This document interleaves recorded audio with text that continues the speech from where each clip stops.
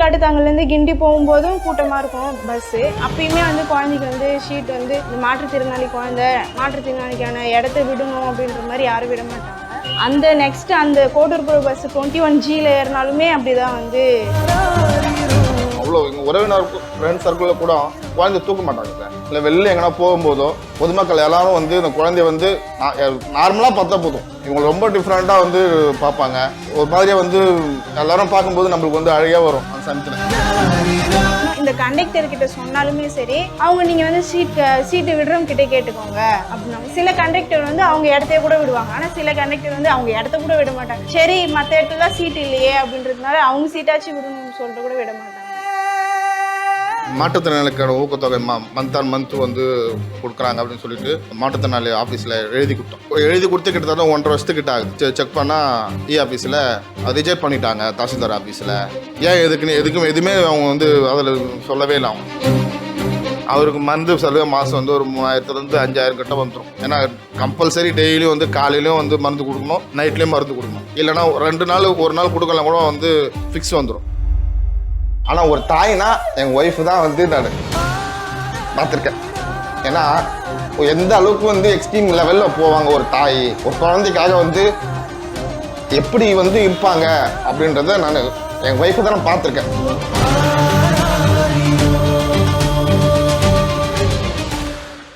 Beginners நேயர்களுக்கு வணக்கம். நான் தினேஷ். நம்ம பிகினர்ஸ் டீமுக்கு ஒரு மெயில் ஒன்று வந்திருந்தது. கணேஷ் அப்படின்னு அழைக்கப்படுறவர் தன்னுடைய குழந்தை மாற்றுத்திறனாளியாக இருக்கார். அவருக்கு வந்து நம்ம எம்டிசி பஸ்ஸில் உரிய சீட்டு கிடைக்க மாட்டேங்குது.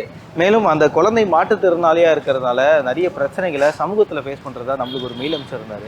அவரை தான் சந்திக்க வந்திருக்கோம். வாங்க போய் பார்க்கலாம். கணேஷ் சார். சார் வணக்கம் சார். உங்களோட மெயில் பார்த்துருந்தோம்.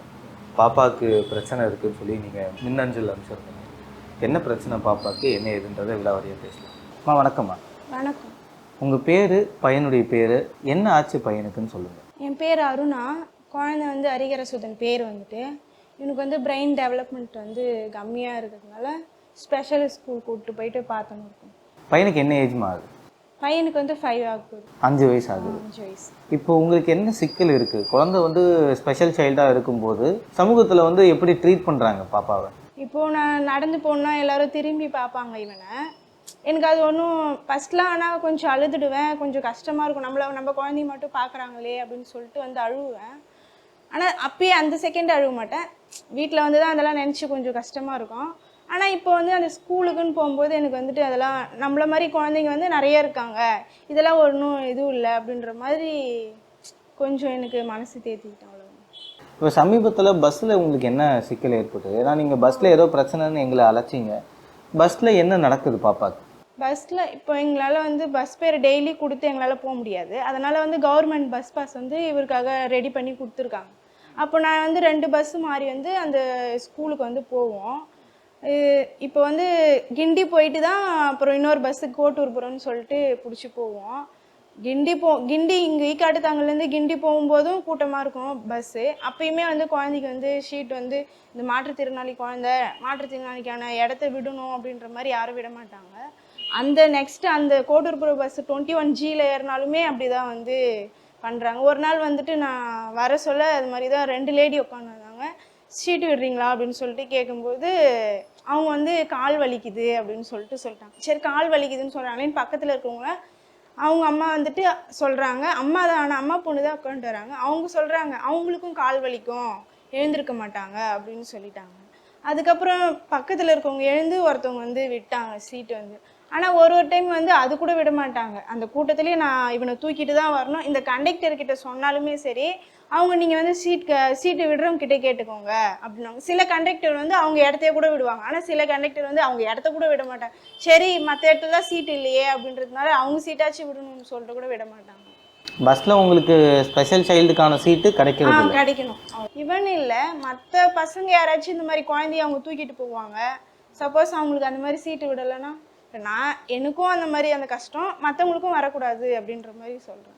அவங்களுக்காக ஒதுக்கப்பட்ட சீட்டை அவங்களுக்கு விடலை. அதை போய் கேட்டாலும் மதிப்பில்லை. ஒரு நாள் வந்து மாற்றுத்திறனாலே ஒருத்தவங்க நின்றுட்டு வராங்க. நான் பார்த்தேன். அவங்க வந்து கால் வந்து கொஞ்சம் பார்க்கும்போதே தெரிஞ்சிச்சு. அவங்கள பார்த்துட்டு கூட ஆனால் அவங்களுக்கான சீட்டை கூட அவங்களும் விடலை. நம்ம தான் குழந்தைய தூக்கிட்டு நின்றுட்டு வரமே அப்படின்னு சொல்லிட்டு அண்ணா யூனிவர்சிட்டிலேருந்து ஏறினாங்க அவங்க வந்துட்டு. அப்போ கூட அவங்களுக்கு கூட விடலை. சரி நம்ம குழந்தைக்கு தான் நம்மளுக்கு தான் விடலை, அவங்க தான் இப்படி கால் வச்சுறாங்களே அவங்களுக்காச்சும் விடுறாங்களா அப்படின்னா அவங்களுக்கு கூட யாருமே எழுந்து சீட்டு விடவே இல்லை. பார்த்தேன். சரி வாங்க, பாப்பாவோட இன்னைக்கு நம்ம எம்டிசி பஸ்ஸில் ட்ராவல் பண்ணுவோம். சீட்டு கிடைக்குதா இல்லையான்றதை பார்ப்போம்.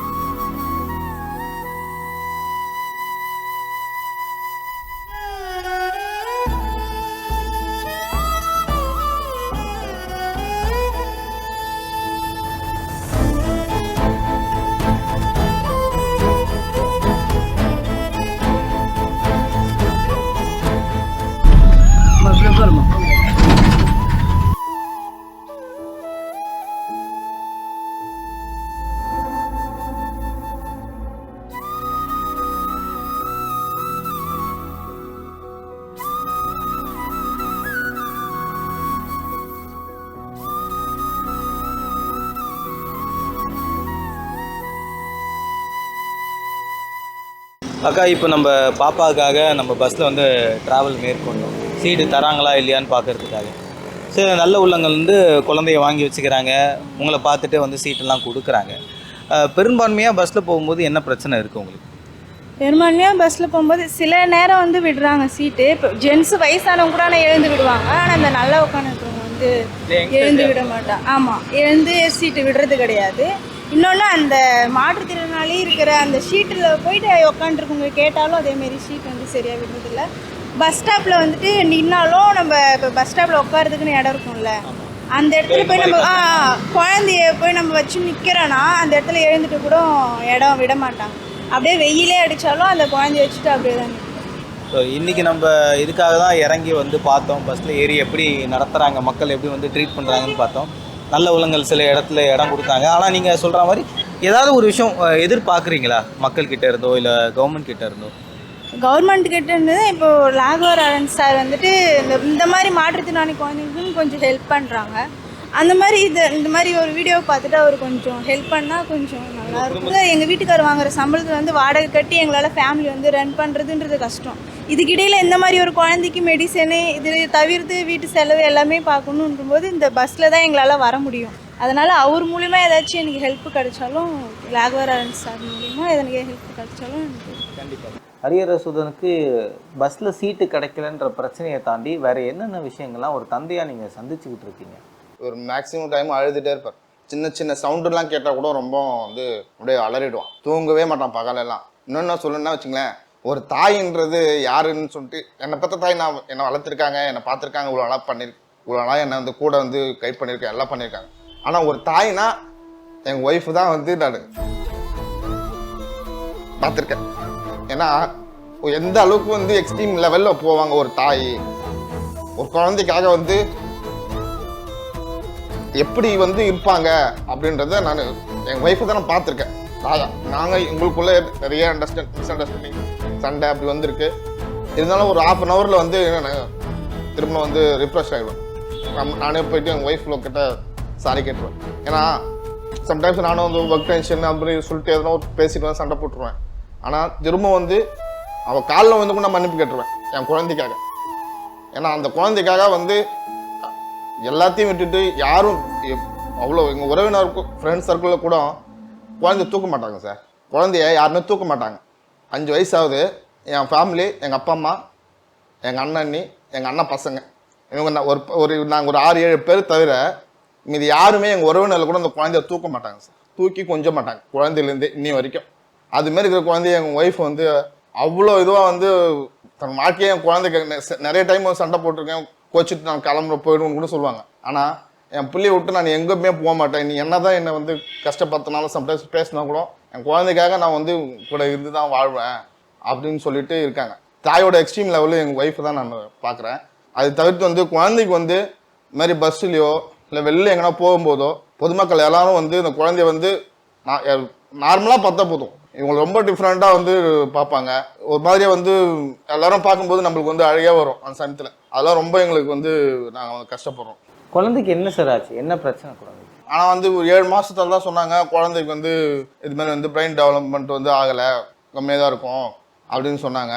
எல்லா டாக்டர்ஸுமே வந்து கவர்மெண்ட்ஸில் வந்து இவர் வந்து ஸ்லோவாக இருப்பான், மற்றபடி வந்து ஒன்றும் பிரச்சனை இருக்காது. ஒரு குழந்தைங்க ஒரு பொருளை போட்டு ஓடி போய் எடுத்துகிட்டு வரோம். ஆனால் இவர் வந்து ரொம்ப ஸ்லோவாக வந்து போய் எடுக்கலாமா எடுக்கக்கூடாதா அப்படி பார்த்து எடுத்துகிட்டு வருவான் அப்படின்னு சொல்லிட்டு சொன்னாங்க.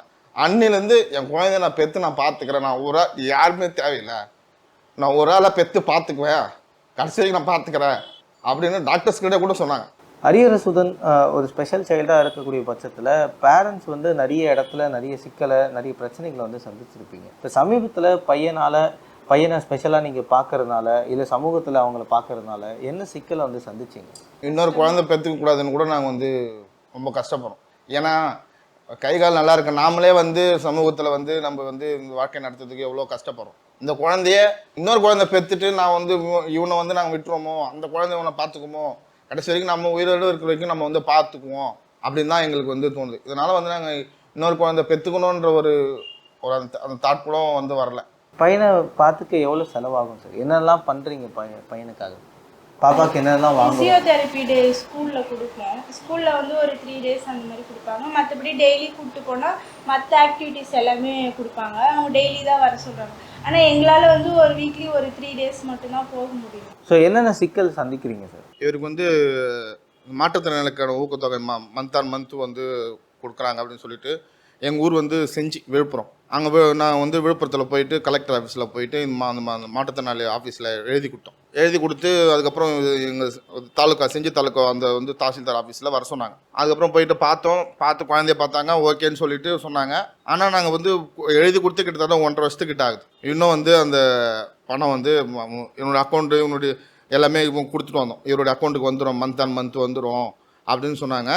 ஆனால் வந்து நாங்கள் ரீசெண்டாக போய் வந்து இவ்வளோ நாள் ஆயிடுச்சு, 1.5 வருஷம் ஆயிடுச்சு, நம்மளுக்கு இன்னும் வராமல் இருக்குன்னு சொல்லிட்டு உங்கள் கூட ஒர்க் பண்ணுறவங்க அவங்க கூட அங்கே இதுமாரி கூட இன்னொரு ஸ்பெஷல் சைடாக வந்து அவங்க நீங்கள் போய் அக்கௌண்ட் செக் பண்ணி பாருங்கள், ஜாயிண்ட் அக்கௌண்ட் அப்படின்னு சொன்னாங்க.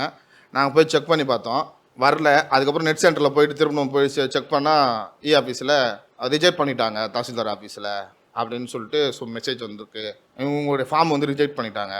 ஏன் எதுக்குன்னு தெரியல. ஏன் எதுக்குன்னு எதுவுமே அவங்க வந்து அதில் சொல்லவே இல்லை. அவங்க எங்களை கூப்பிட்டு கூட எதுவுமே வந்து இதுமாரி வந்து நீங்கள் வந்து நேர்முகத்தை சம்டைம்ஸ் ஒன்று கூப்பிட்டாங்க, இது மாதிரி வந்து டேரெக்டாக வந்து தாசில்தார் ஆஃபீஸ் வந்து பார்க்க சொல்கிறாங்க, இவங்க அப்ரூவல் கொடுத்தா தான் கலெக்டர் ஆஃபீஸில் வந்து அப்ரூவல் கொடுத்து உங்களுக்கு வந்து மந்த் வரும் அப்படின்னு சொன்னாங்க. ஆனால் ரிஜெக்ட் பண்ணிட்டாங்க. அது ஏன்னா தெரில. ஸ்பெஷல் சைல்டுக்கான அங்கீகாரம் உங்கள் பையனுக்கு கொடுக்கப்படலை. ஆமாம், இப்போது முதலமைச்சர் ஐயா வந்து குழந்தைங்களுக்கு இப்போ இது மாதிரி குழந்தைங்களுக்கு 2000 முன்னாடி வந்து 1000 ரூபாய் இருந்துச்சு சொன்னாங்க. அதுக்கப்புறம் இது மாதிரி 2000 ரூபாய் வந்து வரும் அப்படின்னு சொன்னாங்க. ஆனால் அவங்க கவர்மெண்ட்டு கொடுத்த ஸ்கீமை எங்கள் அடுத்த பொசிஷனில் இருக்கவங்க ரிஜெக்ட் பண்ணிட்டாங்க. அதுதான் ஏன்னு தெரியல எனக்கு. எங்கிட்டையும் வந்து இது மாதிரி ரிஜெக்ட் பண்ணுறோம், இது இந்த ரீசன் அப்படின்னு கூட எதுவுமே சொல்லவே இல்லை. இப்போ என்ன மாதிரி நிறைய குழந்தைக்கு கூட வராமல் இருக்கலாம்ல, அந்த மாதிரி எல்லாருக்கும் வரணுன்ற. இப்போ என்ன பார்த்தீங்கன்னா சார், இப்போ சென்னையில் இருக்கிற இதுமாரி மாற்றுத்திறனாளி குழந்தைங்களாம் வந்து எழுதி கொடுத்த ஒரு 2 மாதம் 3 மாதத்தில் வந்துடுது சார். நிறைய அவங்க கூட அவங்க வர ஸ்பெஷல் சைல்டு அவங்க தாயில் எல்லாமே சொல்லியிருக்காங்க, நாங்களாம் எழுதி கொடுத்தோம் 3 மாதத்தில் வந்துருச்சு, 6 மாதத்தில் வந்துருச்சு, பணம் வந்துருக்கு, குழந்தைங்க வந்துட்டு இருக்கு அப்படின்னு சொல்கிறாங்க. ஆனால் நான் வந்து எங்களுடைய நேட்டிவ் வந்து உங்கள் செஞ்சி பக்கத்தில் தேவதான்பேட்டை கிராமம், எங்களுக்கு வந்து விழுப்புரம் தான் வந்து டிஸ்ட்ரிக் வருது. அங்கே எழுதி கொடுக்க சொன்னாங்க. அங்கே போய் எழுதி கொடுத்தா 1.5 வருஷத்துக்கிட்ட ஆயிடுச்சு. 3 டைம் வந்து போய் பார்த்தோம். ஆனால் உங்களுக்கு இன்னும் வரல. நீங்கள் என்ன வேலை செய்கிறீங்க? நான் வந்து ஒரு ப்ரைவேட் கம்பெனியில் வந்து அக்கௌண்ட்ஸராக இருக்கேன் சார். மேம் என்ன பண்ணுறாங்க? அவங்க வீட்டில் தான் சார். உங்களுடைய வருமானத்தில் பாப்பாவை பார்த்துக்க முடியுதா? ரொம்ப கஷ்டமாக தான் சார் இருக்குது. என்னுடைய கஷ்டத்தை பார்த்து எங்கள் ஒய்ஃபு தையல் மிஷின் வாங்கி பழகிட்டு கொஞ்சம் ஏன்னா வீட்டு வாடகை, அவருக்கு மருந்து செலவு மாதம் வந்து ஒரு 3000 to 5000 கிட்ட வந்துடும். ஏன்னா கம்பல்சரி டெய்லியும் வந்து காலையிலையும் வந்து மருந்து கொடுக்கணும், நைட்லேயும் மருந்து கொடுக்கணும். இல்லைனா 2 நாள் ஒரு நாள் கொடுக்கலாம் கூட வந்து ஃபிக்ஸ் வந்துடும். ஃபிக்ஸ் வந்துட்டானா அவ்வளோதான். 2 நாளைக்கு வந்து அவனால் எதுவுமே இப்போ ரொம்ப அழுதுகிட்டே இருப்பான். குழந்தை வந்து உடல் ரீதியாக நிறைய பிரச்சனை இருக்கும்போது டாக்டர்ஸ்லாம் கொண்டு போய் காட்டும்போது டாக்டர்ஸ் என்ன சொல்கிறாங்க? டாக்டர்ஸ் எல்லாம் வந்து என்ன சொல்கிறாங்க அப்படின்னா, இது பிறவிலே வந்த பிரச்சனை வந்து சில குழந்தைங்க வந்து சில நம்ம தெரப்பிஸ் கொடுத்தா அது நார்மலாக நம்ம எல்லா குழந்தைங்க மேலே ஆயிடலாம் சொல்ல முடியாது. ஓரளவுக்கு வந்து க்ரோத் வரதுக்கு வாய்ப்பு இருக்குது, ஒரு சிலருக்கு வராமலே கூட போயிடும். நீங்கள் பாப்பாவை கூட்டு போது பஸ்ஸில் என்ன மாதிரி பிரச்சனை சந்திக்கிறீங்க? குழந்தை தூக்கிட்டு பஸ்ஸில் ஏறினாலுமே எல்லாருமே வந்து ஒரு நம்ம அந்த ஸ்பெஷல் சைல்டாக வந்து ஒரு அந்த என்ன சொல்கிறது, ஒரு அந்த அனுதாப கண்ணதோட பார்த்து உட்காருங்க இந்த குழந்தை. நாங்கள் எங்களை உட்கார வைக்க தேவையில்லை, இந்த குழந்தைய கொஞ்சம் வாங்கி சீட்டில் உட்கார வச்சுட்டா கூட எங்களுக்கு வந்து சந்தோஷம் தான். ஒரு டைம் கோயிலுக்கு போகும்போது ஒரு வேண்டுதலுக்காக கோயிலுக்கு போனோம். கோயிலில் கூட வந்து அந்த வீல் சேர்ஸு, அந்த ஸ்பெஷல் சைல்டுக்கு வீல் சேர்ஸு இருக்கா, ஏன்னா அந்த கூட்டத்தில் நிற்க முடியல அப்படின்னு கேட்குறோம். அதெல்லாம் வந்து இதெல்லாம் கொடுக்க முடியாதுங்க அப்படின்னு சொல்கிறாங்க. பெரிய கோயில், இதுக்கும் ஃபேமஸான பெரிய கோயில், நம்ம தமிழ்நாட்டிலே வந்து ரொம்ப ஃபேமஸான கோயில். அந்த கோயில் நான் பேர் சொல்ல விரும்பல, அம்மன் கோயில் தான், பெரிய கோயில். அந்த கோயிலில் நான் போய் எல்லாருக்கிட்டையும் போய் கெஞ்சுறேன், எங்கள் ரொம்ப கூட்டமாக இருக்குங்க, ஒரு வீல் சேர் இருந்தால் கொடுங்க குழந்தைக்கு, நாங்கள் தள்ளிட்டு நாங்கள் வந்து ஸ்பெஷல் கியூலாம் கேட்கல, இந்த கியூலே போய்க்கிறோம், கொஞ்சம் வீல் சேர் குழந்தைங்க மட்டும் வீல் சேர் இருந்தால் கொடுங்க, தூக்கிட்டு போகிறது ரொம்ப கஷ்டமாக இருக்குது அப்படின்னு சொல்கிறோம். அதேமாதிரி பஸ்ஸுலேயும் அதே மாதிரி தான். நான் ஒரு டைம் அந்த கோயிலுக்கு போகும்போது தான் அந்த கண்டக்டர்கிட்ட காலில் விழாத ஒரே கெஞ்சுறேன், ரொம்ப கூட்டமாக இருக்குது சார், கொஞ்சம் ஒரு சீட்டு கொஞ்சம் அரேஞ்ச் பண்ணி கொடுங்க. ஏன்னா ஒரு லவர்ஸ் எங்கே ரொம்ப ஒரு லவர்ஸு 2 பேர் உட்காந்துட்டு ரொம்ப நேரமாக அவங்க ரொம்ப பேசிட்டு வராங்க அந்த சீட்டில், மாற்றுத்திறனாளி சீட்டில். கண்டக்டர் கூப்பிட்டு நான் சொல்கிறேன், சார் இது மாதிரி வந்து அவங்க உட்காந்துட்டு இருக்காங்க, 2 பேர் உட்காந்துட்டு இருக்காங்க, ஃபீமேலும் லேடும் அவங்க ஜென்ஸ் உட்காந்துட்டு இருக்காங்க, கொஞ்சம் சீட்டு வாங்கி கொடுங்க, ஒரு சீட்டு வாங்கி கொடுங்க சார் அப்படின்னு சொல்லிட்டு கேட்குறேன். நம்பா அவங்களாம் லவர்ஸ்ப்பா, நம்ம போய் எதுவும் கேட்க முடியாதுப்பா, அவங்களாம் எதுவும் சொல்ல முடியாதுப்பா, என்ன நில்லுப்பா, நான் என்னப்பா பண்ணுறது, அவங்க கேட்டால் சண்டை போடுவாங்க அப்படின்னு சொல்கிறாங்க. இதெல்லாமே இதுக்காக நான் வந்து வசதியாக இருக்கவங்க ஒரு காரு எல்லாம் எடுத்துகிட்டு போக முடியும். நம்ம வந்து டெய்லியும் இதுக்கே வந்து கஷ்டப்படுற ஃபேமிலி இருந்துட்டு நான் தனியாக கார் வச்சுட்டு போக முடியும்? கவர்மெண்ட் பஸ் நம்பி தானே நம்ம வந்து வாழ்க்கை நடத்திட்டு இருக்கோம். கவர்மெண்ட்டில் ஸ்கீமும் கொடுக்குறாங்க, கவர்மெண்ட்டில் நிறைய ஃபெசிலிட்டியும் கொடுக்குறாங்க. இந்த மாற்றுத்திறனாளி குழந்தைங்களுக்கு இது மாதிரி இருக்குது, இது மாதிரி சீட்டுக்கு பஸ்ஸில் கம்பல்சரி 2 சீட்டு 3 சீட்டு வந்து மாற்றுத்திறனாளி குழந்தைங்களுக்கு கொடுக்குறாங்க. ஆனால் பொதுமக்கள் வந்து அதை வந்து இது மாதிரி எல்லாருக்கும் எல்லா சமயத்திலும் அந்த பஸ்ஸில் எல்லாரும் ஏற போகிறது இது மாதிரி மாற்றுத்திறனாளி எப்பயோ ஒரு டைம் தான் வந்து அந்த பஸ்ஸில் வந்து இந்த மாதிரி குழந்தைங்க ஏற போகிறாங்க. அவங்களுக்கு மனமிறங்கி இந்த சீட்டை வந்து அவங்களுக்கு கொடுத்து அவங்கள வந்து ஸ்மூத்தாக அனுப்புனா போதும். அதுதான் எங்களோட பெரிய வேண்டுதல். பாப்பாவுக்கு நிறைய பிரச்சனைகள் இருக்கும்போது கவர்மெண்ட் கிட்ட என்ன கோரிக்கை நீங்கள் முன்வைக்கிறீங்க? என்னென்னு பார்த்தீங்கன்னா சார், இப்போது நான் வாடகை வீட்டில் இருந்துட்டு என்னால் வந்து எல்லாமே வந்து பண்ணுறது ரொம்ப கஷ்டப்படுறேன். நான் ஒரு ஆள் தான், என்னுடைய இதுக்காக என் ஒய்ஃபு வீட்டு சேவை இது பார்த்துக்கணுன்னு சொல்லிட்டு இந்த தையல் மிஷின் வாங்கி போட்டு பண்ணிகிட்ருக்கோம். அது மாதிரி வந்து கவர்மெண்ட்லேயும் வந்து இது மாதிரி மாற்றுத்திறனாளி குழந்தைங்களுக்கு ஸ்பெஷல் ஸ்கீம் போட்டு வீடும் வந்து அலாட் பண்ணியிருந்தாங்க கவர்மெண்ட். நான் கேள்விப்பட்டிருக்கேன், உங்கள் ஸ்கூலில் சொல்லியிருக்காங்க, நீங்கள் வந்து எழுதி போடுங்க, நீங்கள் வந்து மாற்றுத்திறனாளி குழந்தைக்குன்னு ஸ்பெஷலாக, ஏன்னா அந்த வீல் சேரோட தள்ளி போகிற மாதிரி வந்து எல்லாமே ஃபெசிலிட்டி கொடுத்து கீழே வீடாக வந்து குழந்தைங்களுக்கு வந்து இதுமாரி பண்ணுறாங்க அப்படின்னு சொல்லியிருந்தாங்க. அதை நாங்கள் அடுத்த முயற்சியாக நாங்கள் பண்ணணும்னு நினைக்கிறோம். ஏன்னா அவருக்கு வந்து ஏன்னா நம்ம மாடியில் வந்து ஃபஸ்ட் ஃப்ளோரில் இருக்கோம் நாங்கள் இப்போ வீடு, ரொம்ப அவனை தூக்கிட்டு போகிறதுக்கு வருது. நான் இருக்கும்போது தூக்கின்னு போவேன், நான் இல்லாத போது இப்போ தூக்கின்னு போகணுன்னா ரொம்ப கஷ்டப்படுறாங்க ஒய்ஃபு. அவரை வந்து தூக்கினீங்கன்னா கடை விதி கூட போக முடியல.